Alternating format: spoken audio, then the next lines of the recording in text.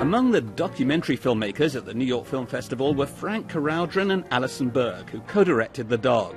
As they travelled downtown to celebrate after their film's premiere, New York of 2013 came into view. Their documentary looks back to New York of 40 years ago.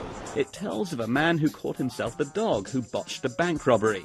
He was later famously portrayed by Al Pacino in the 1975 classic Dog Day Afternoon. The Dog carried out the robbery ostensibly to pay for his boyfriend's sex change operation. The film is an exploration of him and the times. I feel like we kind of came across somebody that we're never going to really find somebody to film that is outspoken, as outrageous, as sexually free in a time when you really couldn't be. There's sex and there's love. I'm a lover. One of the challenges for Frank Caroudran and Alison Berg is that their subject isn't always that likable. He had a lot of attitude, he had a lot of swagger, and he was a little bit creepy. He had a dark side and a good side. I mean, there was something very engaging about him, and he touched upon a lot of interesting events in American history just completely by accident. A man doesn't regret what he does. The Dog is just one of several documentaries in the New York Film Festival lineup. The programmers have put together quite an eclectic mix. Some of the non-fiction films being shown here have been shot quite conventionally, while others take on an exotic, almost experimental form.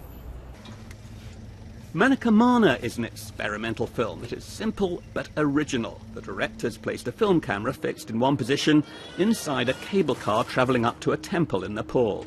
The camera never stops until the film runs out. You just watch a selection of travellers. A lot of people found it very enthralling.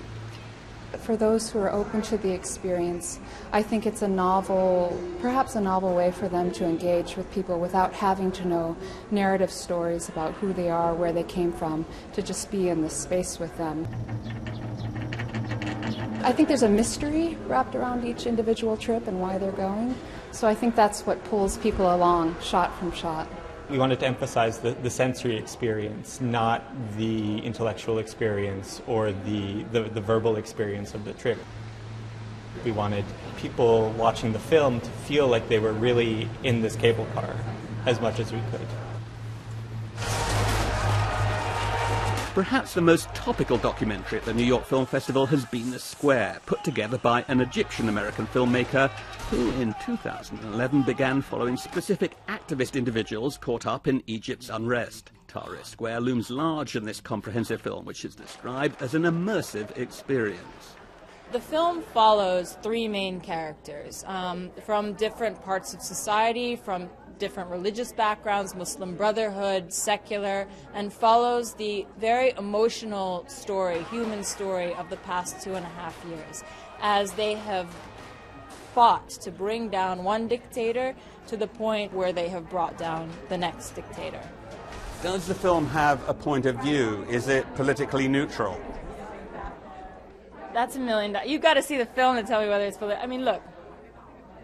Many people who have watched it, and this is my goal. My goal is to be able to take it back to Egypt and to have people in the Muslim Brotherhood see it, to have people who are secular see it, to have people in the army see it, and to feel like it's a fair portrayal of what's happening.